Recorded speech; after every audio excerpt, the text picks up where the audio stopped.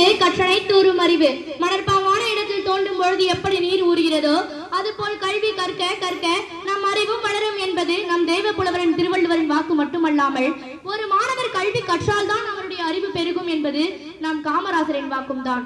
ஆன்றவர்களுக்கும் சான்றவர்களுக்கும் என்னை போன்றவர்களுக்கும் என் பணிவான வணக்கங்கள்.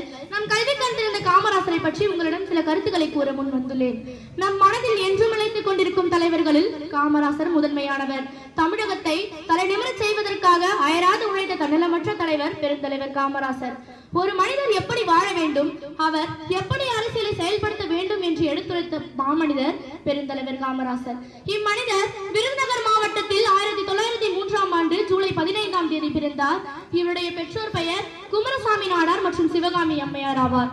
இளம் வயதிலேயே தனது தந்தை இறந்து விட்டதால் தனது மாமாவின் கடையில் வேலை பார்த்து வந்தார். அது மட்டுமல்லாமல் தமிழ்நாட்டின் முன்னாள் முதலமைச்சரான காமராசர் ஏழை எளிய மக்களின் மேம்பாட்டிற்காக எண்ணற்ற திட்டங்களை நடைமுறைப்படுத்தினார். ஏழை மற்றும் கிராமப்புற குழந்தைகளுக்கு பள்ளிக்கு வருவதை ஊக்குவிக்கும் விதமாகவும் பள்ளிக்கு வரும் குழந்தைகள் பசியோடு கல்வி கற்க கூடாது என்ற எண்ணத்திற்காகவும் மதிய உணவு திட்டத்தை கொண்டு வந்தார். அது மட்டுமல்லாமல் 1 முதல் 11ஆம் வகுப்பு வரை இலவச மற்றும் கட்டாய கல்வியை அமல்படுத்தினார். இலவச சீருடை மற்றும் பாட புத்தகங்களை கொண்டு வந்தார்.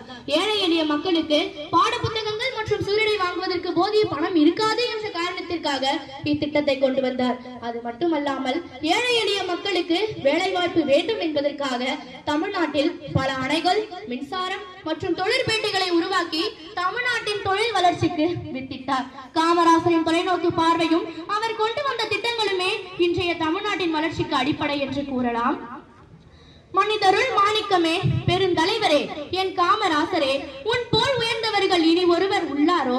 சட்டங்கள் கற்றதில்லை, பட்டங்கள் பெற்றதில்லை, திட்டங்கள் பல கோடி தந்திட்ட அறிவு பெட்டகமே என்று காமராசரை இஜென்மம் இல்லாமல் 7 ஜென்மம் மக்கள் அவரை புகழ்வார்கள். இறுதியாக அவர் உடல் வேண்டுமானாலும் இம்மண்ணை விட்டு மறந்திருக்கலாம், ஆனால் அவர் பற்றிய புகழும் அவர் கொண்டு வந்த திட்டங்களும் என்றும் மறையாது. மாணவர்களாகிய உங்களுக்கு ஒரு சிறிய அறிவுரை. படுக்கும் காலம் பொற்காலம். அப்பொற்காலத்தை உங்களது 2 கண்ணாக நினைத்து படியுங்கள். உங்கள் நற்காலம் எதிர்காலமாக மாறிவிடும்.